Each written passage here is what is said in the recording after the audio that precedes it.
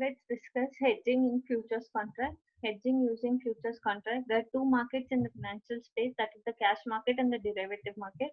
Cash market where the products are dealt for cash, that means you pay immediately and you buy the products. While derivative markets are dealt in the derivative instruments are dealt in the derivative market.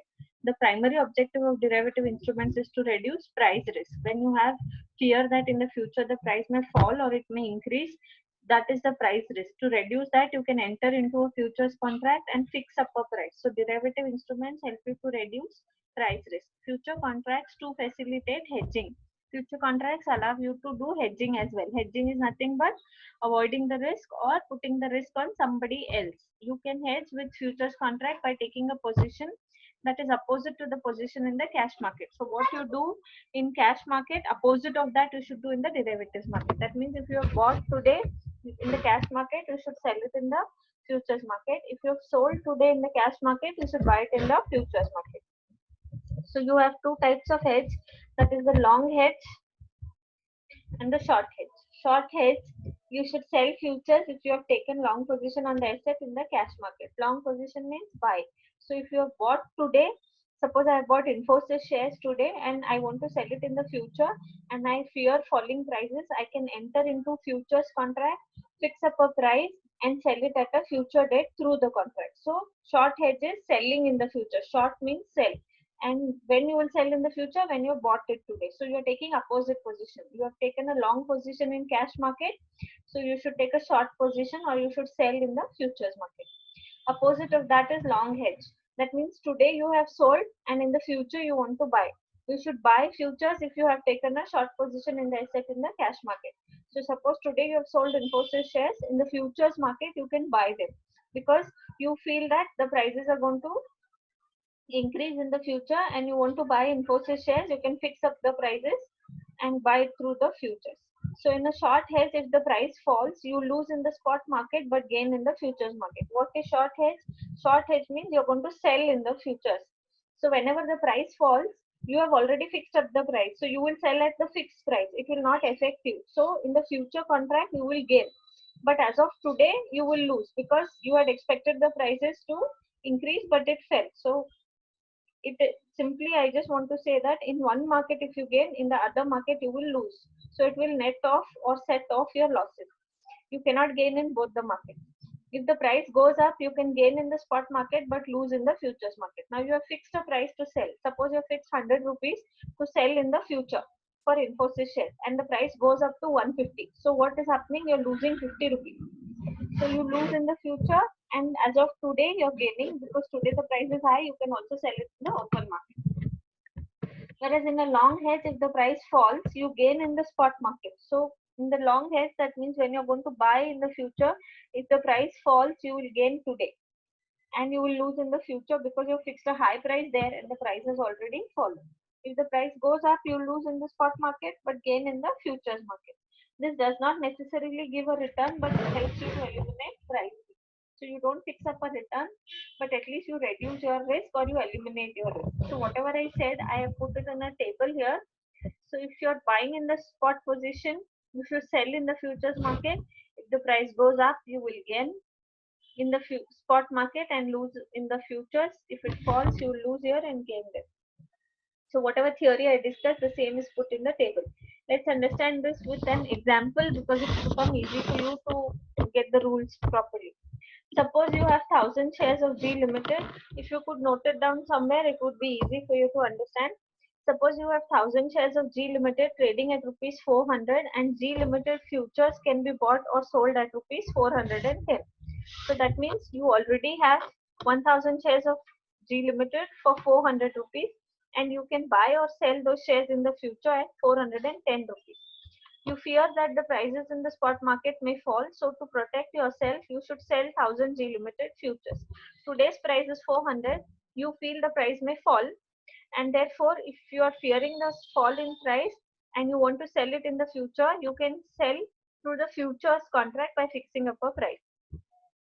Now, like your fear, if the stock price falls to rupees 370, so from 400 it fell to 370. You have bought for 400 and the price is 370 now. So what is your loss? 30 rupees, right? Because you bought it at a higher rate. 30 rupees into 1000 contracts, 30,000 rupees is your loss in the cash position. That is today's position. But you have decided to sell it in the future for 410 rupees. So in the futures market, you will gain. How much you will gain? Today's price is 370 and you are selling it at 410 in the future. So 40 rupees you will gain into 1000 shares. That is 40,000 rupees you will gain. So if you see your net gain in today's market, you may have lost 30,000. In the future market, you're gaining 40,000. So your net gain is 10,000. Or better way to say, you had bought it for 400, you're selling it for 410. So 10 rupees is your gain into 1000 shares. So 10,000 is your gain. Now suppose contrary to your expectation, instead of falling, the price increases to 440. In this case, what will happen? In today's market, you will gain. You will gain how much? 40,000 rupees. How? 400 you had bought and 440 is the price. So 40 rupees is your gain in today's market. And you will lose 30,000 in the futures position. How you will lose? You can sell it today for 440, but in the future you have fixed up a price of 410. So 30 rupees you're going to lose. That means 30 into 1000, 30,000. Whereas if you see, in either cases you end up with rupees 10,000. So how it is 10,000, 40,000 you gain, 30,000 you lose. So 10,000 is your gain here. So if the price increases or decreases, your gain is 10,000. You fixed up your gain by entering into a futures contract or by doing hedging. So that was the example to explain you the above table as well as the theory. Now, what is an imperfect hedge or a cross hedge? Now, when I told you you have Infosys shares, you want to sell it in the future, so you buy a futures contract on Infosys shares. Suppose Infosys is not available in futures, because I told you futures contracts are standardized. Whatever is available, you have to take it. It won't be created as per your whims and fancies. So if it is not available, Infosys shares in futures, and you have Infosys shares in your hand, so you cannot buy a futures contract on Infosys, so you cannot do a perfect hedge, but you can do an imperfect hedge. Now Infosys is in the IT sector, so similar to Infosys is Wipro or TCS, and maybe the shares are also trading in the same price limit. So you have Infosys shares in the spot market, you can buy TCS, you can sell TCS shares in the future market. This is called as imperfect hedge or cross hedge. I don't have my share available in the futures contract, so I see other companies similar kind of share and enter into that contract. For a number of reasons, hedging through futures contract does not work perfectly in real life. For example, the asset whose price is to be hedged may not exactly match with the asset underlying the futures contract. So that the hedge is called as the cross hedge. The situation is exemplified by a hedger who owns a portfolio different from the 30 component shares in Sensex and uses Sensex future contract as a hedging medium. So suppose I have a portfolio of 30 shares, but they are not exactly same like the Sensex 30 shares, but I can still trade on Sensex. That is cross hedge. My shares are not there. All 30 shares are not there in the Sensex. Few are there, few are of different company, but I still do trading in Sensex, so it's cross hedge. Other reasons for imperfect hedging when using future contracts include the possibility that the hedger may not be certain about the date when the asset is to be bought or sold, or the date of expiry of the futures contract may not match with the date when asset is to be bought or sold. These problems give rise to basis risk. Now, when you don't find a perfect hedge, one reason is you might not find your shares in the future market. Second is the date may not match. You want to sell it in March, but the contract may be available for June. So dates also won't match. So that's imperfect hedge. Such problem gives rise to basis risk. What is basis risk? Hedging eliminates price risk but opens up a second risk which is called as basis risk. Consider an investor who is currently long or short on one unit of a cash asset.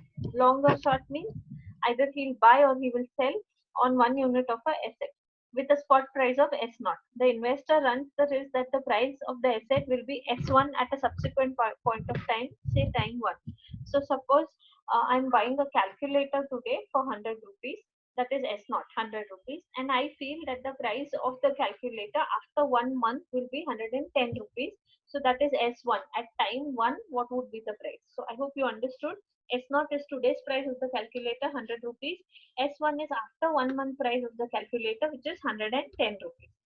After the investor hedges by using futures contract on one unit of underlying asset that the investor believes shall move in line with cash asset being hedged, the risk equals to change in the price of the futures less change in the price of the cash asset. Now, after you know S0 and S1, that is today's price of calculator, and after 1 month price of calculator, we'll find F0 and S0. F0 and F1. What is F0?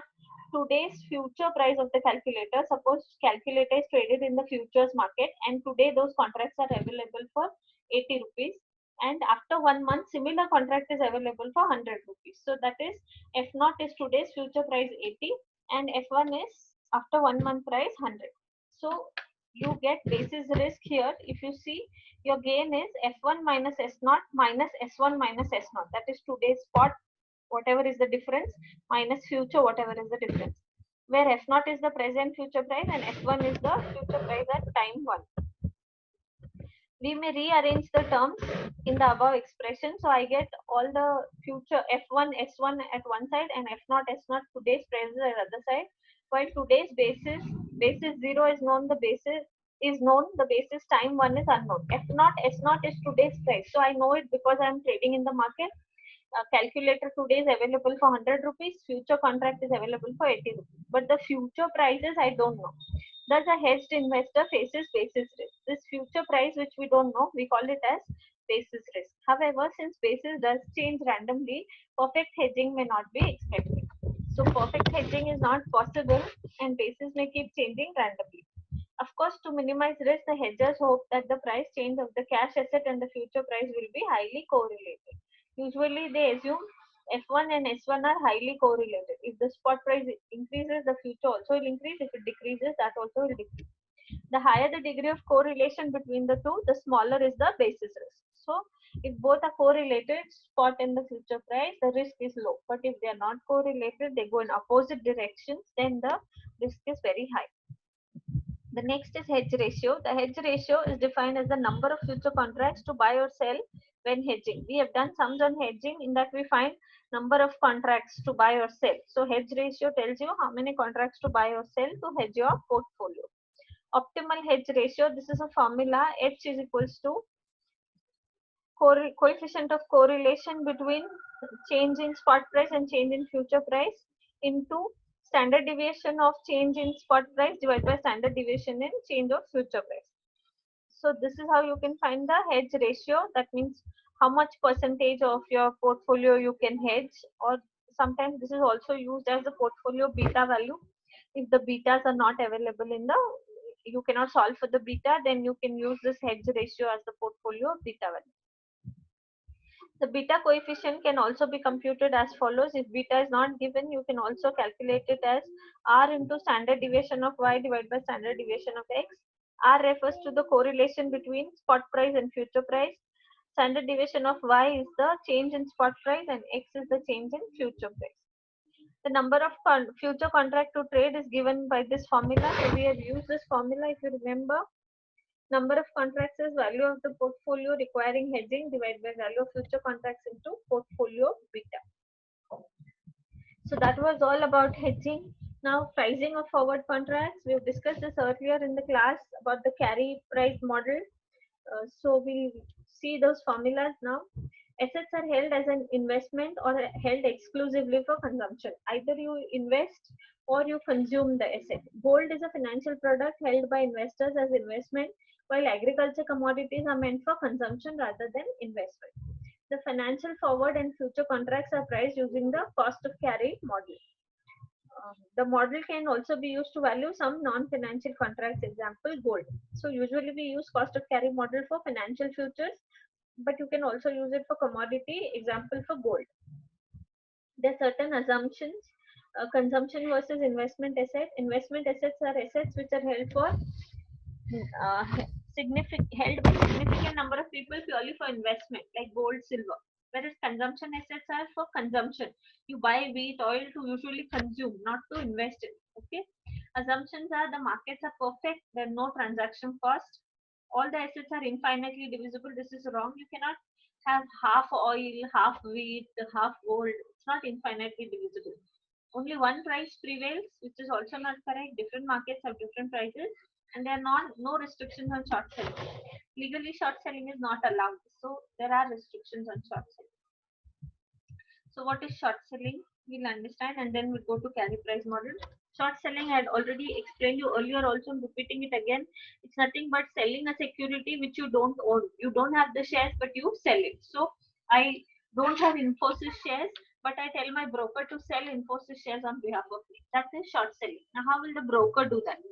Short selling implies that selling the securities which are not owned by the seller and buying them back at a later date. This is done with the hope that the price of the security would go down. A decline would benefit the short seller because he replenishes the security bought at a low rate, while if the price increases, he stands to lose. At any time, the investor may be called by the broker to close the position. The investor is said to be short squeezed. Now, I don't have Infosys shares, but I still tell my broker to sell Infosys shares. So he will borrow it from somebody and he'll sell it on behalf of me. And he'll give me some time to buy the shares and return it back to him.